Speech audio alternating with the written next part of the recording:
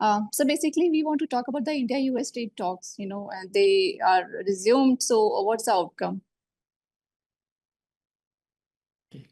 So we are very happy to learn that India and US decided to resume the trade talks, but we should not expect any quick breakthroughs right now because there are certain core issues.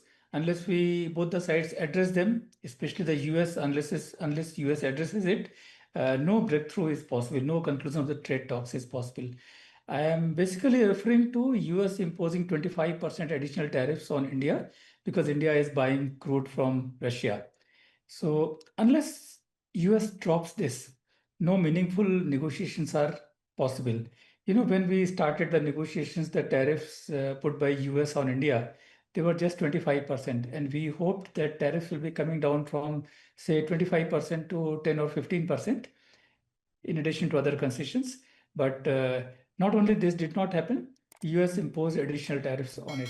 Now imagine if deal is concluded and Russian tariff remains.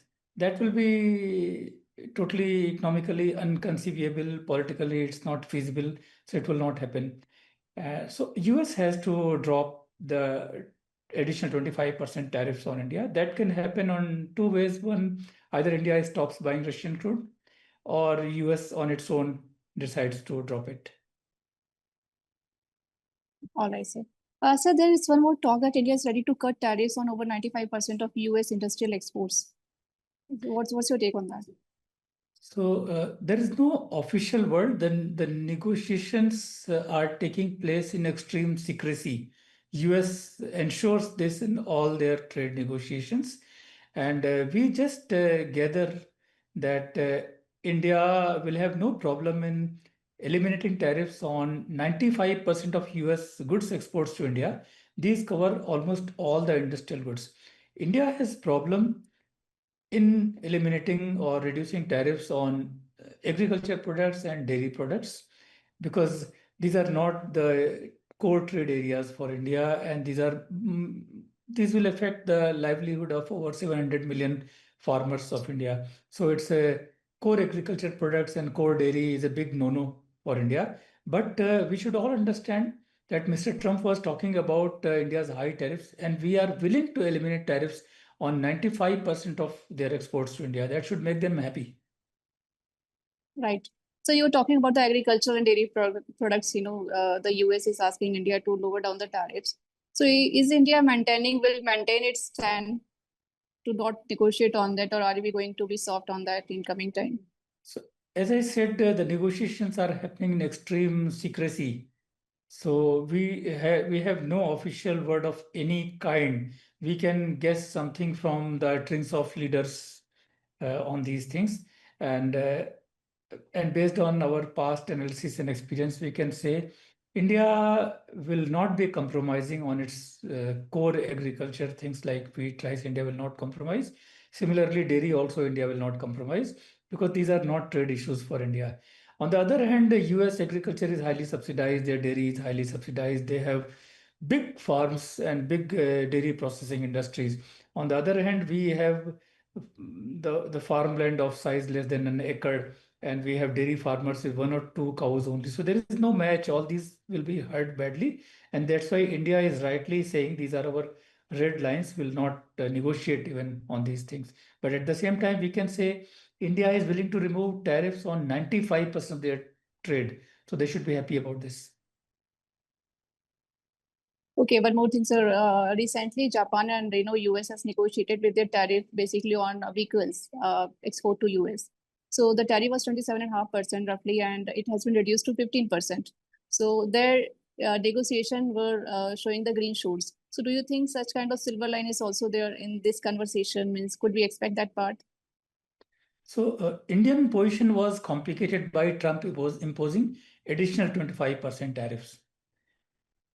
Because we buy oil from Russia. That complication did not exist in Japan's case. And second, Japan gave too much to US. It looks like one-sided deal in favor of US. Japan is going to regret this deal.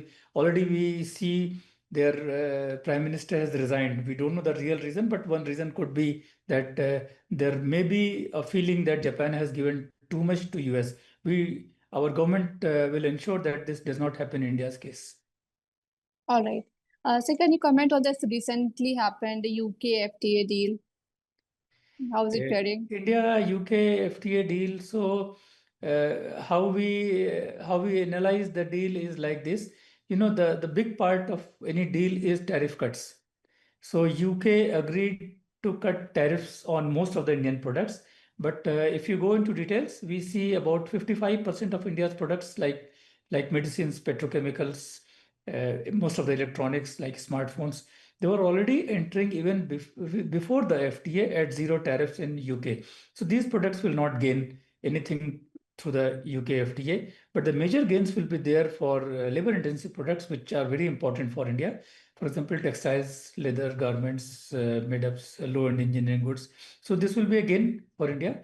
But we must understand that UK is a developed country. Their per capita income exceeds $45,000, and only very high quality goods in these sectors, which we spoke, their exports will gain. All right, great. So recently India is having dialogue with EU Commissioner and lots of FTAs are on the table. So what is the, major takeaways of that meeting, and what are we expecting in the near future which can help our trade? So EU is a big market. We export $75 billion worth of goods. So an FTA with EU with the proper tariff cuts will help Indian exports. But we have to see the details, how it happens, what happens. But it's an important market. So we look forward to this FTA. Only one thing we have to remember is that EU is going to impose carbon border adjustment measure. It's like a tax on steel and aluminum, and they'll be adding more products. So it should not happen that our products, EU charges tariffs on our products because of this carbon border tax, and we accept their products at zero tariffs through the FTA. So for me, this carbon tax by the EU is an elephant in the room, and Indian government must resolve this before entering into an FTA with the EU. Okay, so you think CBAM is the major obstacle, if it happened, between EU and India conversation of FTA. Yes. Means they should address this issue. Yes. All right. Sir, do you think that's the high time that India should diversify, look more options other than US, which is obvious, and what's your take on that? See, India has already done FTAs with almost all countries except China. It has either done or in the process of doing. Say with US also, you remember 6 months back we completed that Indo-Pacific Economic Framework Agreement, US and 14 more countries. Europe, we are midway. All other countries we have already done FTAs. It's the time to look inward. It's the time for internal renewal, time to revive deep manufacturing in India, time to cut certain regulations which are harming industry. So I think it's a time to look inward and focus on our internal renewal, internal revival of manufacturing and services. So can LDC also be an option, least developed countries? So least developed countries, their market size is very small, and we help them in a big way. So we have one scheme, duty-free tariff preference scheme, in which India allows almost all products from LDCs at zero tariffs already, and we don't seek reciprocal market access in their countries. So India, being a large developing country, India looks at its responsibility towards LDCs very, very seriously, and we allow full market access to them without seeking the reciprocal benefits.